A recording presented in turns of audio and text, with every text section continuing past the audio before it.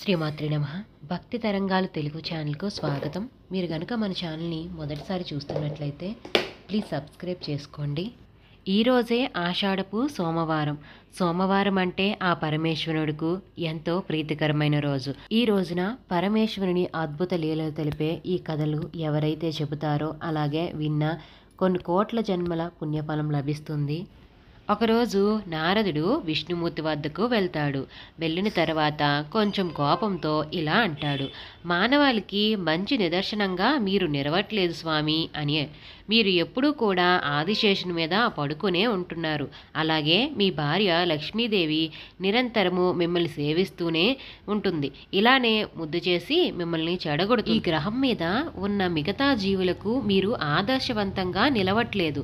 పైగా ఈ సృష్టిలో ఉన్న అన్ని జీవుల కోసం మరింత శక్తివంతమైనది ఏదైనా సరే మీరు తీసుకురావాలి అని చెప్పి అంటాడు నారదుడు విష్ణుమూర్తితో. తనపై అంతటి విమర్శ చేసినందుకు గాను ఆ విమర్శ నుంచి తప్పించుకోవటానికి అలాగే తనను తాను మెరుగుపరుచుకోవటం కోసం తనని తాను సాధన చేయటానికై ఒక సరైన ప్రదేశాన్ని వెతుకుతూ విష్ణుమూర్తి హిమాలయ పర్వతాలకు వెళ్తాడు. అప్పుడు అక్కడ అతనికి బద్రీనాథ్ కనపడుతుంది. అక్కడ ఒక చక్కటి చిన్న ఇల్లు కనిపిస్తుంది. ఆ ప్రదేశం తన సాధనకు సరిగ్గా సరిపోయే విధంగా ఉంది అని భావిస్తాడు. అదేవిధంగా ప్రతీదీ కూడా సరిగ్గా తనకు ఎలా కావాలో అలానే ఉండడం చూసి ఎంతో ముచ్చటపడి ఆ ప్రదేశాన్ని ఎలాగైనా సరే తను పొందాలని అనుకుంటాడు. కానీ అప్పటికే అక్కడ శివపార్వతులిద్దరూ నివసిస్తున్నారని అదే వాళ్ళ నివాసమని తెలుసుకుంటాడు. పైగా శివుడు చాలా భయంకరమైన వ్యక్తి అని, తనని గనక కోపం వస్తే కేవలం నా గొంతే కాకుండా తన గొంతు కూడా కోసుకునే రకం ఆయన చాలా భయంకరమైన వ్యక్తి అని విష్ణుమూర్తి ఆలోచిస్తూ ఉంటాడు. అందుకని విష్ణువు ఒక చిన్న పిల్లవాడి రూపంలో మారిపోయి ఆ ఇంటి ముందే కూర్చొని ఉంటాడు. అప్పటికే విహారానికి వెళ్ళిన శివపార్వతులు ఇంటికి తిరిగి వస్తారు. వాళ్ళు వచ్చేటప్పటికి వాకిట్లో ఓ చిన్న పిల్లవాడు ఏడుస్తూ కూర్చుంటాడు. ఆ పిల్లవాడిని చూసిన పార్వతిలో మాతృహృదయం ఉప్పొంగిపోతుంది. బిగ్గరగా ఏడుస్తున్న పిల్లవాడిని చూసి ఎత్తుకోపోతుంది పార్వతీదేవి. అప్పుడు శివుడు ఇలా అంటాడు, పిల్లవాడిని ముట్టుకోవద్దు పార్వతి అని గట్టిగా అంటాడు. అప్పుడు ఆవిడ ఇలా అంటుంది, ఎందుకింత క్రూరత్వం మీకు? అలా ఎలా అనగలుగుతున్నారు పిల్లవాడిని ఎత్తుకోవద్దని అని అడుగుతుంది పార్వతీదేవి. అప్పుడు శివుడు పార్వతీదేవితో ఇలా చెప్తాడు, ఈ పిల్లవాడు మంచి పిల్లవాడు కాదు. మన వాకిట్లోకి తనంతట తానే ఎలా ప్రత్యక్షమయ్యాడు? చుట్టుపక్కల ఎవరూ లేరు. పోనీ తల్లిదండ్రుల పాదాల ముద్రలు గాని నీకు మంచులో ఎక్కడైనా కనిపించాయా అని అడుగుతాడు. వీడు పిల్లవాడు కాదు అని శివుడు పార్వతీదేవితో అంటాడు. అప్పుడు పార్వతీదేవి ఇలా అంటుంది, వీల్లేదు నాదా, నాలోని మాతృత్వం ఆ పిల్లవాడిని ఇలా ఏడుస్తూ వదిలేయలేదు అని చెబుతుంది. అప్పుడు పార్వతీదేవి ఏడుస్తూ ఉన్న ఆ పిల్లవాడి వద్దకు పరుగున వెళ్ళి అతన్ని ఎత్తుకొని ఇంటిలోకి తీసుకువెళ్తుంది. వెళ్ళి ఆమె ఒడిలో కూర్చోపెట్టుకొని అన్నాన్ని తినిపిస్తుంది. ఆమె ఒడిలో ఉన్న పిల్లవాడు చాలా సంతోషపడుతూ కనిపిస్తూ శివుని వైపు ఆనందంగా చూస్తాడు. అప్పటికే ఆ సర్వాంతర్యామి అయిన పరమేశ్వరుడుకు అన్నీ అర్థమైపోతాయి. కానీ ఏం జరుగుతుందో చూద్దామని ఏమీ చెప్పకుండా అలా నిల్చొని చూస్తూ ఉంటాడు. అలా కొంతకాలం గడిచిన తర్వాత ఆ పిల్లవాడిని ఇంట్లోనే ఉంచి వేడి నీటి బుగ్గల్లో స్నానం చేయటానికి శివునితో పాటు వెళ్తుంది పార్వతీదేవి. తిరిగి వాళ్ళిద్దరూ వచ్చేటప్పటికి ఇంటి లోపల వైపు తలుపుకు గడి పెట్టి ఉంటుంది. అప్పుడు పార్వతీదేవి ఎంతో ఆశ్చర్యానికి గురి అయ్యి ఇలా అంటుంది, అసలు తలుపు ఎవరు వేశారు నాదా అని అడుగుతుంది శివుణ్ణి. అప్పుడు శివుడు ఇలా చెప్తాడు, దేవి నీకు నేను ముందే చెప్పాను కదా పిల్లవాడిని ఎత్తుకోవద్దని.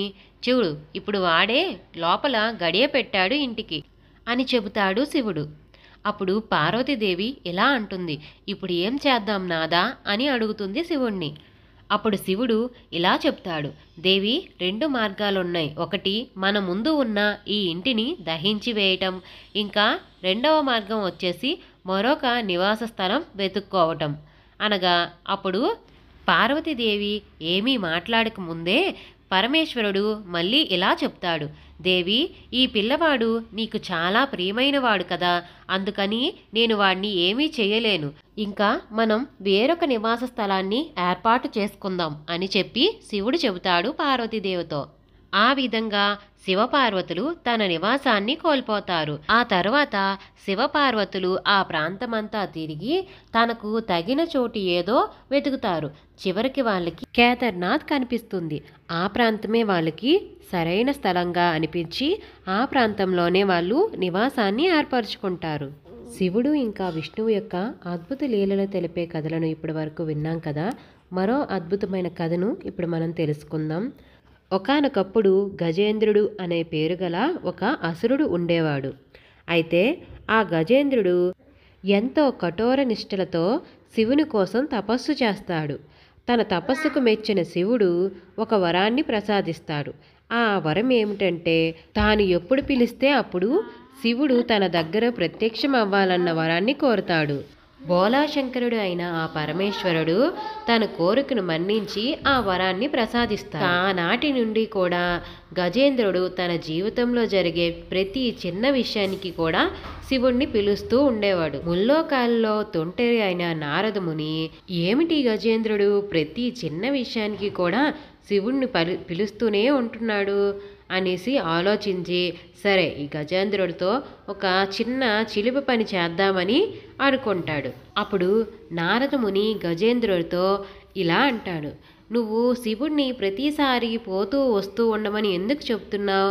ఎలాగో ఆయన నువ్వు పిలిచిన వెంటనే వస్తున్నాడు కదా, అసలు ఆయన్ని నీలోకే తీసేసుకో, ఆయన నీలోనే ఉండిపోమని అడుగు అని చెబుతాడు. అప్పుడు ఆయన ఎప్పుడు కూడా నీవాడిగానే ఉండిపోతాడు అని చెబుతాడు నారదుడు. అప్పుడు గజేంద్రుడు ఇలా ఆలోచిస్తాడు, ఓహో ఇది కూడా మంచి ఆలోచనే కదా, ఆ ప్రకారమే నేను శివుణ్ణి వేడుకుంటాను అని చెప్పి శివుడి కోసం మళ్ళీ కఠోర తపస్సు చేయడం ప్రారంభిస్తారు.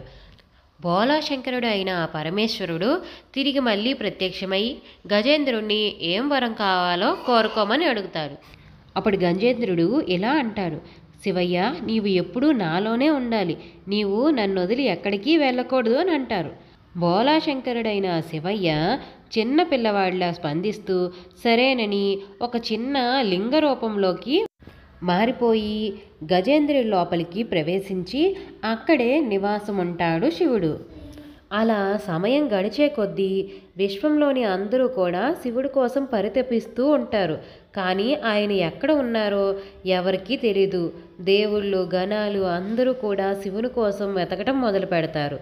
ఎంత వెతికినప్పటికీ కూడా శివయ్య జాడనేది ఎవ్వరికీ కనిపించదు. అప్పుడు వీళ్ళందరూ కూడా శివయ్యను కనిపెట్టడం చాలా కష్టమవుతుంది, కాబట్టి మనం అందరం విష్ణుమూర్తి వద్దకు వెళ్దామని చెప్పి వాళ్ళందరూ విష్ణుమూర్తి వద్దకు వెళ్ళి ప్రార్థిస్తారు, శివయ్య ఎక్కడున్నారో మాకు కనిపించటం లేదు అని.